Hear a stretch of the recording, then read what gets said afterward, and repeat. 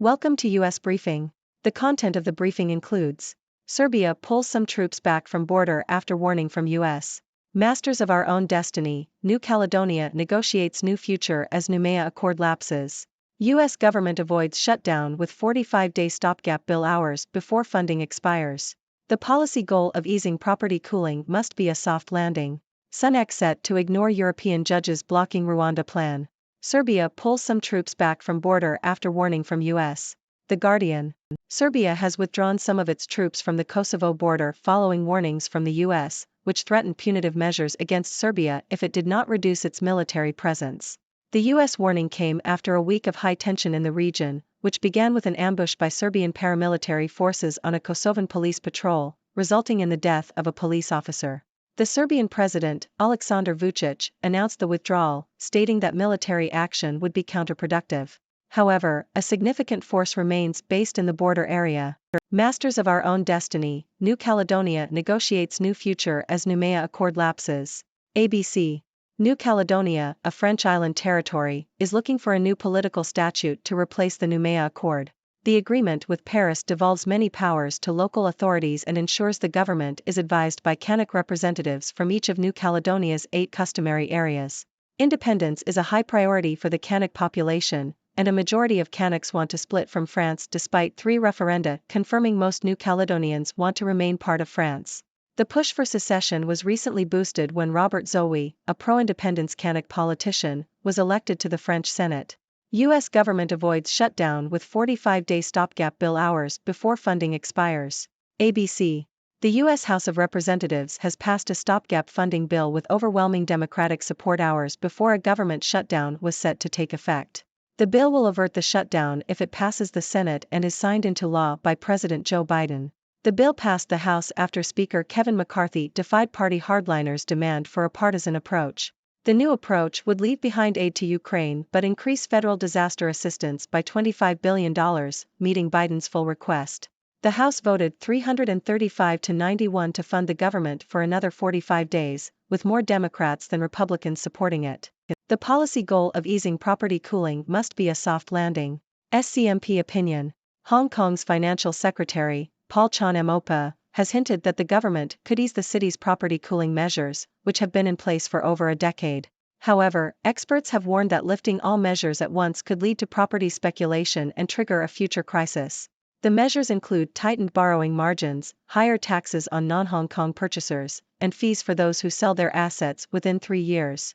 Chan acknowledged that the current market conditions are different from those in 2009 and 2010 when the curbs were introduced, and some gradual easing may be possible. Sunak set to ignore European judges blocking Rwanda plan. Telegraph. UK Prime Minister Rishi Sunak is reportedly prepared to ignore injunctions from Strasbourg judges if the Supreme Court approves the government's Rwanda deportation policy in November.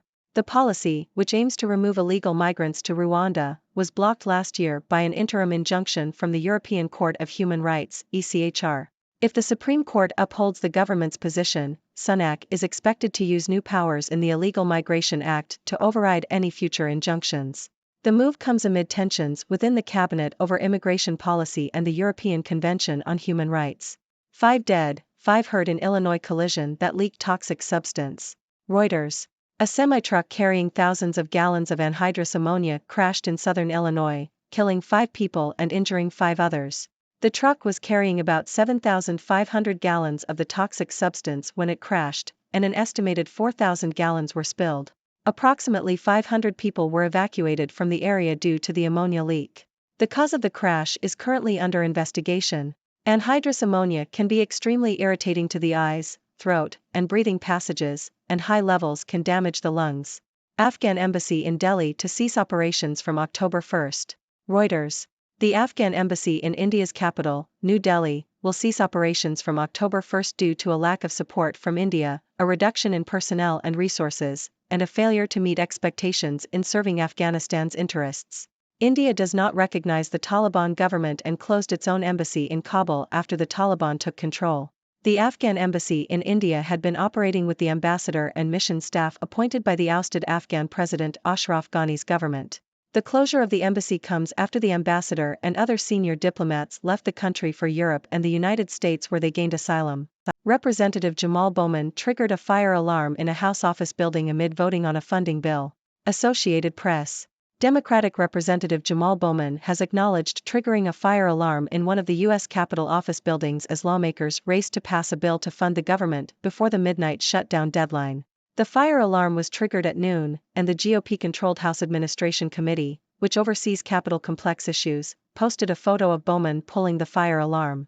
Bowman said he did not intend to trigger a building-wide alarm as he was rushing to make it to the House floor, but instead thought it would help him open a door that was closed.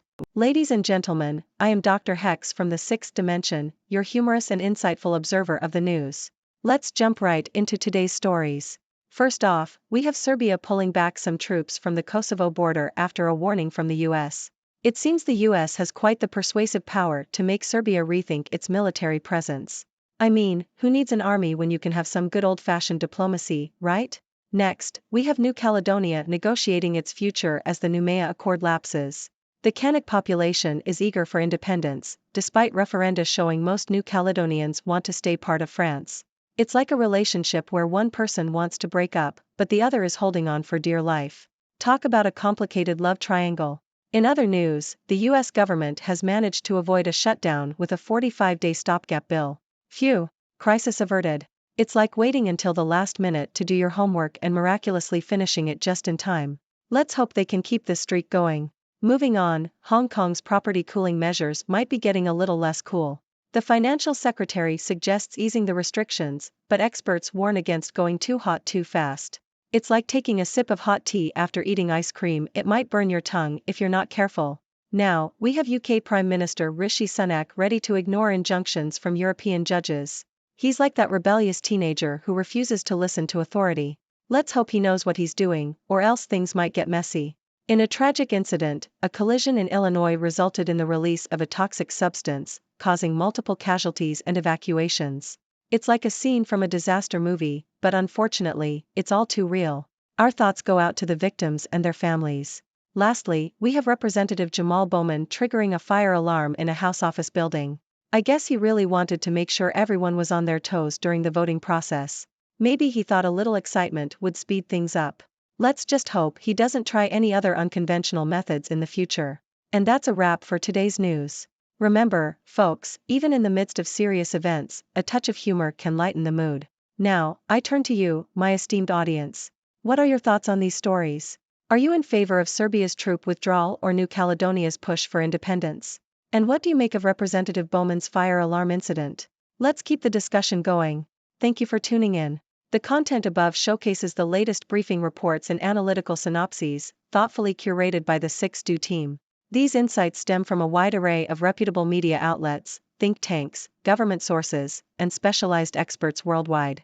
We encourage you to explore these sources for a comprehensive perspective. Keep in mind that while the content may not always align with the official standpoint of 6Do Brief, it's not meant to be taken as absolute directives for decision-making. Comprising seasoned media professionals, learned scholars, and accomplished scientists, the 6Do team embodies a trailblazing, fully independent media entity. To customize 6Do Brief to meet your professional needs, you have the option to subscribe to a diverse array of briefings on our website, 6dobrief.com. Regardless of your location, you can conveniently receive 6Do Brief via email.